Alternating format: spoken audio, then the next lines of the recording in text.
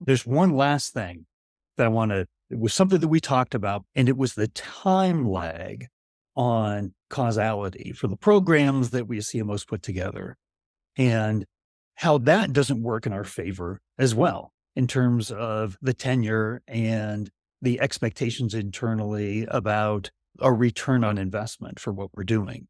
Oh, it's actually a huge problem. Again, this was keynoted the marketing segment of South by Southwest probably 2 years before COVID. And the presentation was the CMO's greatest enemy was the title of it. And it was all about time lag. And more specifically, it was a report out of a project that we had done where a third group had brought together 5 companies that had just fired their CMOs, and using a common basket of data, they wanted us to run analytics and find out whether the firings were justified or not. 4 out of the 5 were not justified. And so the logical question was, well, what the hell happened? By the time these CMOs did their listening tour when they first joined, and then they revamped the brand or the website or both, they had used up a lot of their runway. And so when they started really launching, let's call it program investments earnestly, it looked like nothing was happening because of time lag. Everything in B2B in particular is time lagged. It can vary all over the place into anywhere from, say, 2 months to 18 months of time lag, depends on what it is, what we're talking about, what the business is, and all that kind of stuff. But in this particular case, what we found was right about the time that these CMOs were being terminated, their first investments really started to pay off. But nobody understood it that way. No one saw it that way. There was no attribution of it that way. Not just the business, but the marketing team didn't know it either. Now, one of the things that was interesting about this, we're surrounded by the law of unintended consequences. Okay.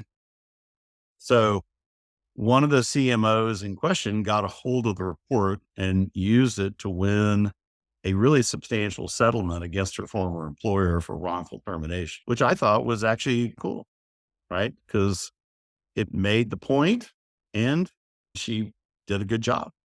She was doing her job. It's just that nobody, including her, knew how long. No one knew the expectations that needed to be set with the business. And that's what bit them all, right? So time lag in B2B is so significant, actually, that the business value creation of marketing and sales in B2B is actually asynchronous in time and space. Okay. So that means that Q2 marketing performance and Q2 sales performance usually have nothing in common. Q2 sales performance might have something really in common statistically with the previous Q3 marketing performance.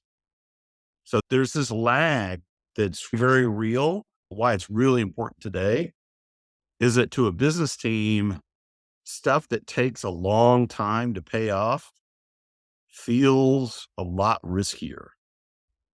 But actually, not doing it most of the time is even riskier.